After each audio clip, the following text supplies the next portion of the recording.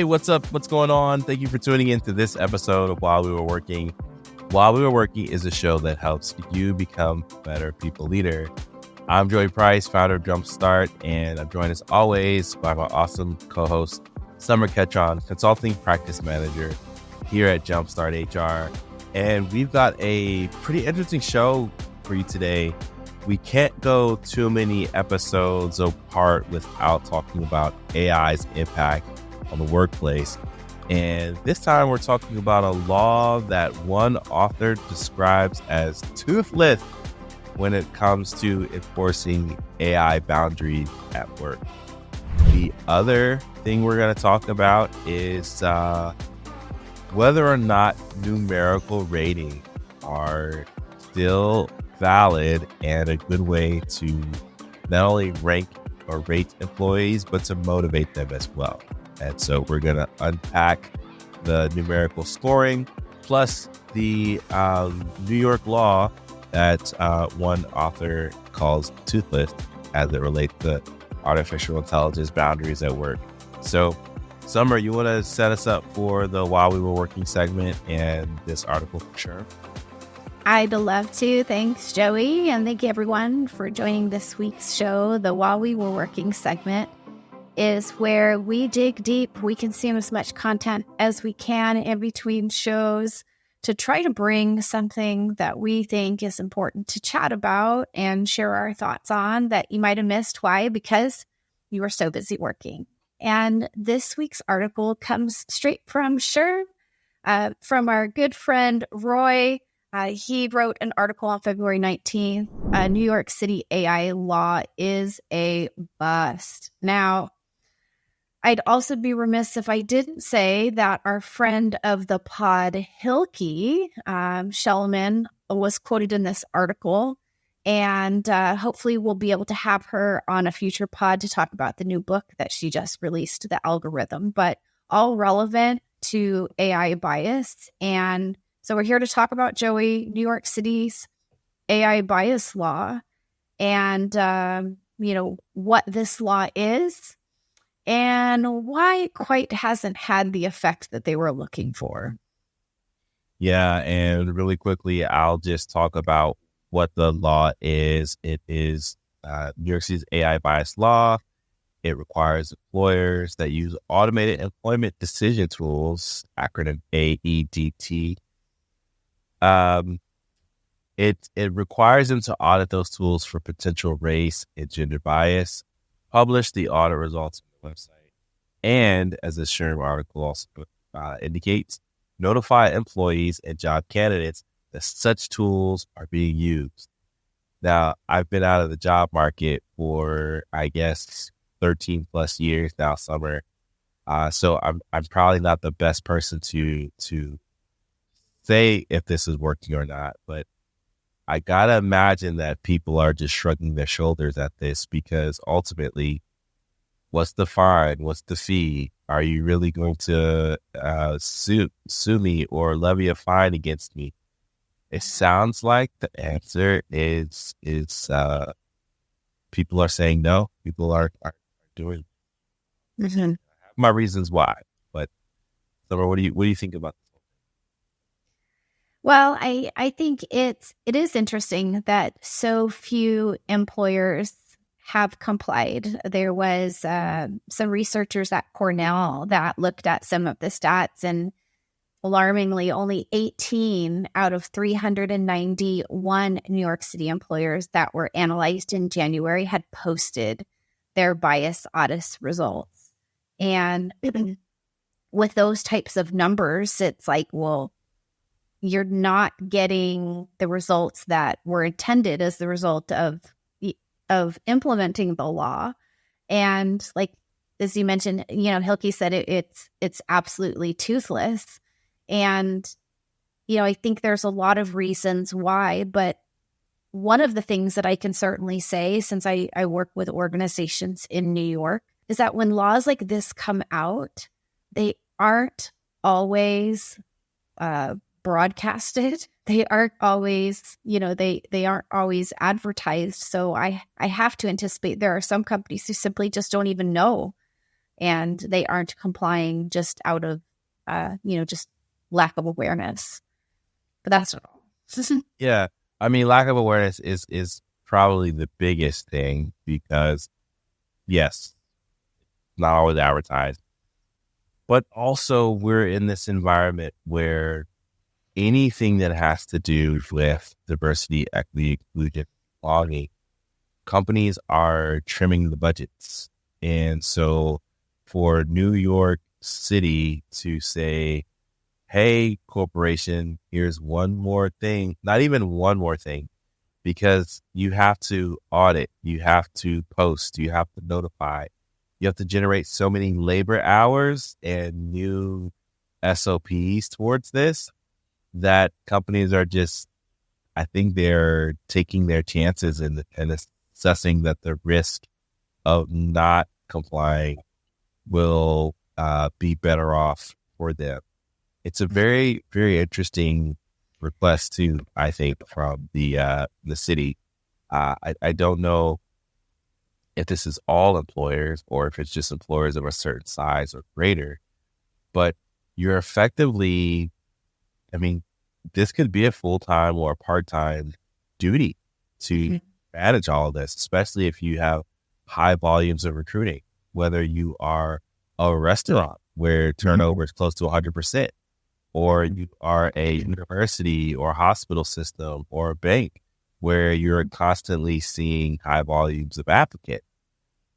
It's a lot. It's a lot. Yeah, I think the number of organizations that this is applicable to today is pretty small because, the article references that when this law was being drafted, the scope was modified from initially covering most AEDTs to only covering those that are specifically being used without any human oversight. And there was an attorney in this article who also talked a little bit about, the definition of AEDTs being too broad and encompassing too many tools, and others pushed back and they wanted a more stringent definition. So I think when it comes down to employers making the decision as to whether, one, does it apply to them? And then if yes, what is the risk in publishing versus not publishing? I think organizations are saying, well, there is a lot of risk if you disclose, right? Because now you're saying, hey, we use these tools, and you're kind of opening yourself up for unpopular opinions versus organizations who are saying, you know what, let's just kind of wait to see like when it's enforced. And so then they kind of know the parameters of what's applicable. So I do think there's organizations who are taking that wait and see approach. And that goes back to what Hilke was saying, is like, it's pretty toothless. Like right now, there haven't been complaints. So it's like, well, then how do you enforce it? Yeah. I mean, good luck, right? Good luck enforcing this. And for those who follow the pod, we're very much, by the book, right? We're HR people, right? So that's how we protect our clients and create great workplaces. Is I often say, buy the book but out of the box, right? But with something where there's a large ask but a small guidance into how to accomplish it, what the government agency is looking for, so on and so forth, it just lends itself to some form of modification down the line or an update because the way that it is presented in practice now, it just seems like a lot to ask, but a little risk or a little fine or fee or what have you on the other side of it. So I am here with my popcorn ready to see how New York deals with this and how employers in New York deal with it. Because what about those groups that have like shared services or recruiters outside of New York? or maybe they are using a third party, RPO or recruitment headhunters, and they're using tools. Who's ultimately liable then, right? I think there's more questions than answers, and while it's noble to lead the charge in ethics around AI at work, you should also make sure that it's clear what the ask is and how to accomplish it, because otherwise you'll just get people saying, hey, business moves a mile a minute and I don't have time to figure this out. So let us know when you've got it sorted. And then I think some comments that I wanted to add to this, because it is a really interesting, it's a really interesting outcome, is that you have this really narrow scope, right? We talked about it applying to employers who utilize technology without any human oversight. Then you have the requirement to publish their bias audit results. And I don't know if we talked about that kind of earlier, but their results that they're expected to publish are to audit their tools for race and gender bias. So you can see why employers might be a little bit hesitant to want to publish that, right? Because there's the risk. And then, I don't know what the exact amount of the fine is. I do see in this article that they reference it being a very small amount. So I think that, if you think about the perfect storm for noncompliance, there you have it. But here's the oddest part that I think, I hear the word toothless in my brain now, is that these laws, I think they had really good intentions, but at the end of the day, it's simply a disclosure. That's all. It doesn't solve the problem of AI bias. It doesn't require employers to change their hiring processes. So by just disclosing, what are we really fixing? Yeah. And it's at the risk of what? It's at the risk of being known as the company whose tools are biased towards candidates. That's probably as bad as, if you've been to New York anytime in the last 5 or 10 years and you see the restaurant grade on the storefront. I am never walking into a C restaurant. I'm only ordering bottled water at a B restaurant. I'm only eating at A restaurants. So it's kind of the same thing where it's if I, as a job seeker, am looking at places to apply, I'm not going to go work for somewhere that I already know they're okay with systemic rule breaking or systemic lack of equity. And that's just my personal view on it. But I got to imagine I'm not the only one. Yeah, I don't think you're the only one. And while I do understand what the big idea, what the intent of this law was, I think it was a good idea that was poorly executed. Now, I hate to sound so harsh. It's just my opinion. But, if we're looking at this and we're struggling to find the win, I think there's your answer. Yeah. I mean, we'll have to revisit this in 6 months or so and see how New York's laws have evolved. I guess also in about 6 months too, we'll be looking at elections, and that could even have an influence on New York's governmental approach towards technology at work. So fun times. It's stuff we're covering, and we cover it because you're too busy to know what's going on. And that's why we have the segment While We Were Working. So we'll go ahead and shift gears a bit and transition into Consultants Corner. And Consultants Corner is a great way for you to ask questions to us about whether it's things we see in the consulting space, if there are issues or concerns in your business, or if you just have always had a burning question for an HR pro, but you don't know who to ask. You can email us at hello@jumpstart-hr.com, and we'll air your question on an upcoming show. This week's question comes from a topic that we have. It's been an internal conversation. We've wrestled with this for a little bit. Are numerical ratings on performance reviews old school HR? Why or why not? And then what are the pros and cons of numerical rating? Summer, could you catch us all up to speed on and set context for this, and maybe lead with your thought?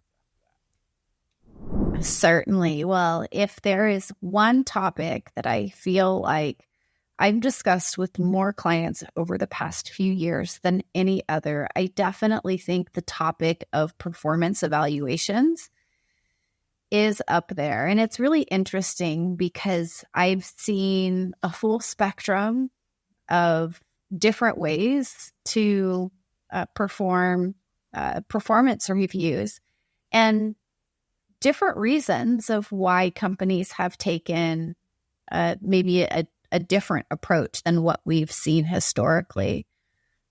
But I'm really excited in this present time in HR that a handful of organizations are really stopping and pausing to say, well, yes, it's worked for us before, but just because it's been done that way, should we continue to do it that way? And so, here we got to the topic of numerical ratings on performance reviews, which I will say historically have, fallen into the camp of, yes, numbers are valuable because they give us a means to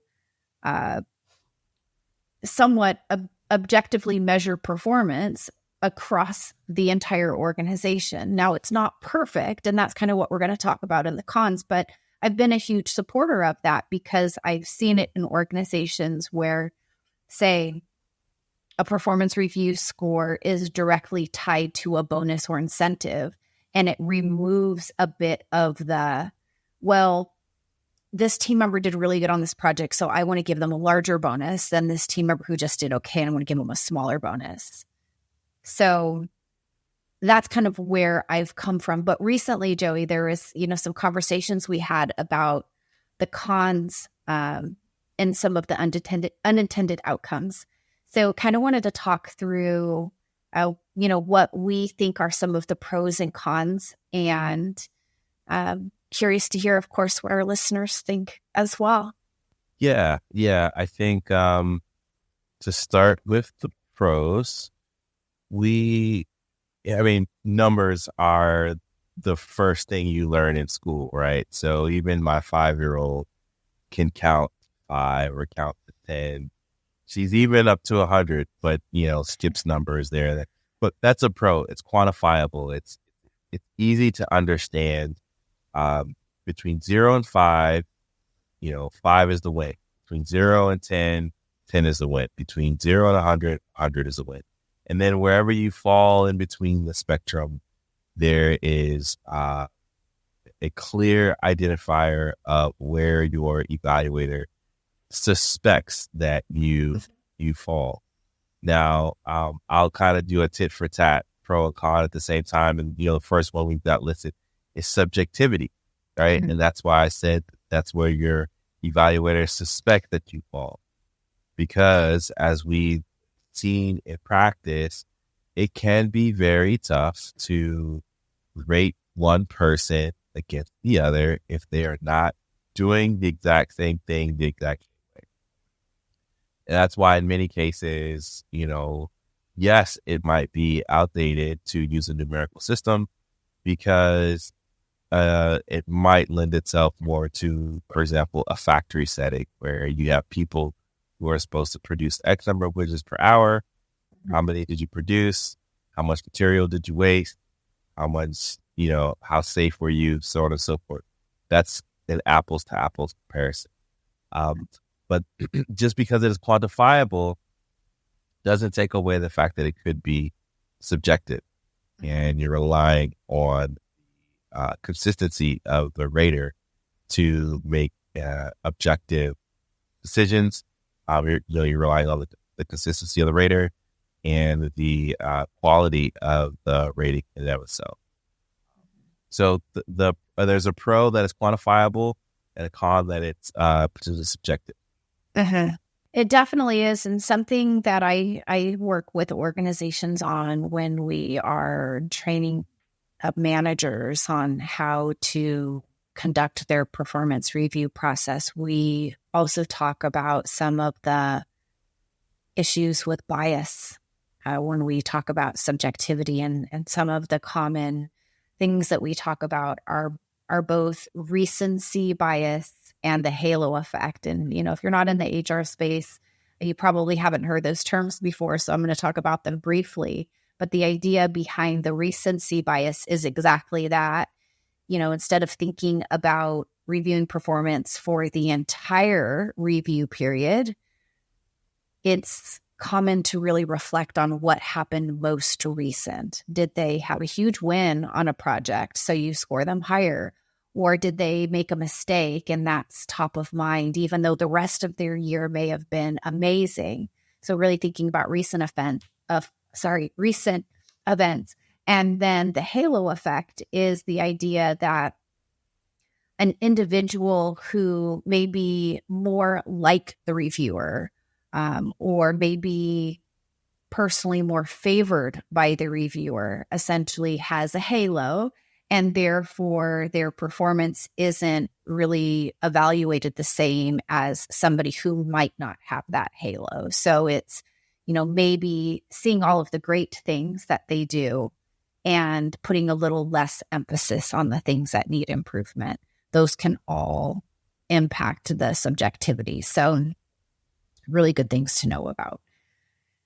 One of the things that I wanted to talk about, Joey, is in the pro category, the clarity that these ratings give. I mean, think about a classic 1 to 5 scale, with 5 being, like far exceeds expectations, right? A 1 being they're probably out the door if they have a lot of 1s. And with the 3 being, kind of meets expectations. I think the challenge with the 3 that I see is nobody wants to be average, right? And so I think there is a little bit of a challenge with, and I say this all the time, a 3 is not a bad score. If there is a team member who scores 3s consistently, that's a great team member. Now, if you're looking for somebody who goes above and beyond, then yes, let's aim for 4s. If you're looking for somebody who is someone you can promote, then yes, let's have them aim for 5s. But I think sometimes when, people see 3s, that can be hard for them to process, even though like a 3 is not a bad score. But kind of where I'm going with this is that with the numbers, team members know where they stand on the spectrum as it relates to the ranking. Yeah. I think people look at the 3 and they equate it to like letter grades, right? The reason why people think a 3 is a bad score in performance review is because a 3 would effectively be like a 60% or like a D, right? And so it's uncoupling that relationship of numbers 0 to 5 with letter grades A to E, or I guess backwards, E to A. And then that will allow you to get a better grasp on, a 3 means you are doing your job. Now, get into, the GE way, the Jack Welch way of how, trim the bottom 10%, promote the top 30%, hit the middle, right? But that's a deeper, nuanced conversation for a specific way of doing performance reviews that we don't have to get into. But if you're right, if you're in the middle, if you're meeting expectations, you should feel good about meeting expectations. I think when we talk about, cons, I think that going back to that focus on the rating, right? It's the idea that the work that a team member has done in a specific competency, like I don't want to say is oversimplified, right? But it all gets boiled down to like this one number. And I think the feedback that I've heard from organizations that really prompted me to have an even bigger open mind about, well, like, do we need to keep doing it this way? It's recognizing that the number is valuable for certain things. And we started to talk about them. But if it's demotivating and the idea is to motivate to yield better results, then they're conflicting forces. So what if we still had the same conversations that we're having without assigning a score that still allowed a team member to know exactly where they fall in terms of their performance, and really focused on what we need to do better or differently? I think it takes some of that frustration or friction away from the reading itself and really on the things that truly matter, like why we're having these conversations to begin with. Now, do you know the totally made me think about, the chart where it has like the different faces, like how do you feel, right? Yeah, I forget what that means. Sorry, I forget the name of what it is, but yeah, I'm familiar with that. Yeah, anytime you go into an airport, you see those faces that at security and in the bathroom. Now, I'm not saying we use this oversimplified, like I think it's like the pain chart, right?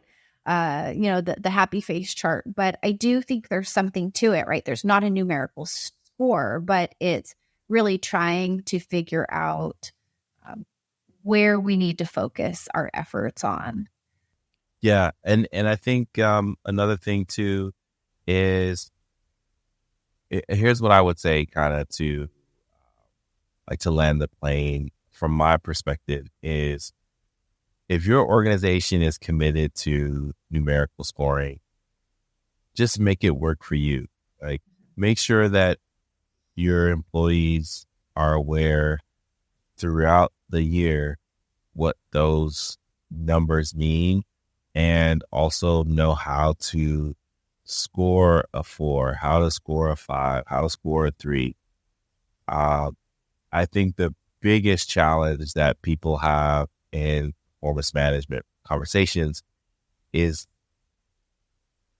secondary to the system is the communication around it. Or I'm sorry, the system is probably the secondary challenge. Primary challenge is the communication around it. And so I would just say, if you've gotten through this episode and you're like, yep, nope, still committed to numbers, because way to multiply, easy to put into a grid, easy to calculate increases. Okay, but just communicate, evaluate how you're communicating that, and ways to improve. And if you need help with that, our team at Jumpstart can help you not only talk through the strategy of which performance rating system will be best for your team, but also helping to coordinate the performance management process for you so that you don't have to lift alone. Yeah, and I'll just add one thing before we go. I'd also say, if you are an organization listening to this and currently using numbers and thinking, I'm not sure that this is how we want to do it anymore, that we can help you with that too. Absolutely. Just reach out to us at jumpstart-hr.com, and you can sign up for a free 15-minute consultation, or you can visit our shop, and there are numbers of services and products that you can point, click, and buy, whether you need an employee handbook, or you need prepaid consulting hours, or you need a subscription package. There are several things that you can learn about Jumpstart and our ability to help you just by visiting our website, and that's jumpstart-hr.com. So thanks again for tuning into this show. We've got a growing library of audio and video content. For the video, definitely check out our YouTube channel. For audio, check out our library on all the podcast outlets. And until next time, have a great week. Thanks, Joey. Thanks, everyone.